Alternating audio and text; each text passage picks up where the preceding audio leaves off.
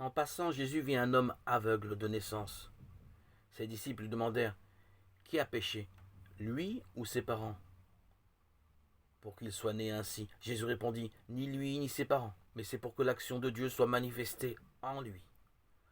Cela dit, il cracha à terre, fit de la boue avec sa salive, en mit sur les yeux de l'aveugle et lui dit: Va te laver à la piscine de Siloé, mot qui signifie envoyé. L'aveugle y alla, se lava et revint, voyant clair. Les gens habitués à le voir mendier étaient tous étonnés et se demandèrent si c'était bien lui. Lui disait: C'est bien moi. Ils lui dirent alors: Comment donc tes yeux se sont-ils ouverts? Il raconta comment cela s'était passé.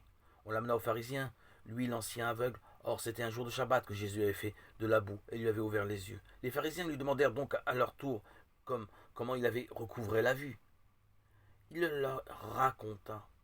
Certains pharisiens disaient: Cet homme ne vient pas de Dieu puisqu'il n'observe pas le Shabbat. Mais d'autres disaient: Comment un pécheur pourrait-il accomplir de pareils signes? Et ils étaient divisés.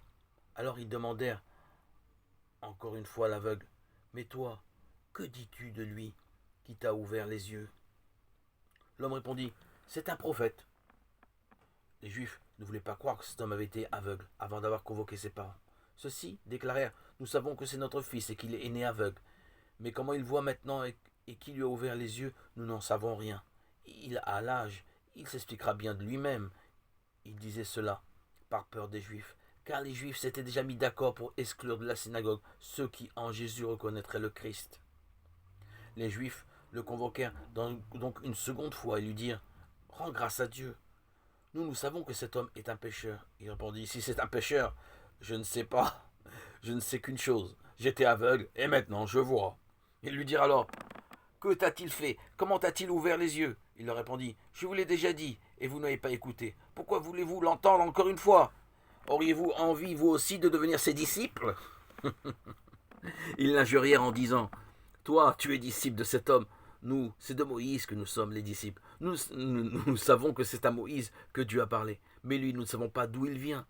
L'homme répondit: C'est là justement l'étonnant, que vous ne sachiez pas d'où il vient, alors qu'il m'a ouvert les yeux. Nous savons bien que Dieu n'exauce pas les pécheurs, mais que si un homme est tourné vers Dieu et accomplit sa volonté, celui-là, il l'exauce.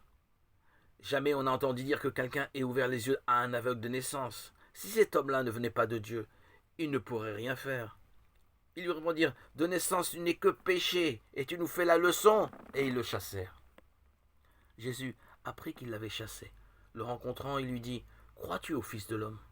Il répondit: Et qui est-il, Seigneur, pour que je croie en lui? Jésus lui dit: Tu le vois, c'est lui qui te parle. Il dit alors: Je crois, Seigneur, et il se prosterna devant lui.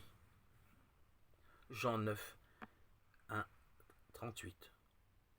Quand un homme découvre la joie d'exister, cela ne peut venir que de Dieu.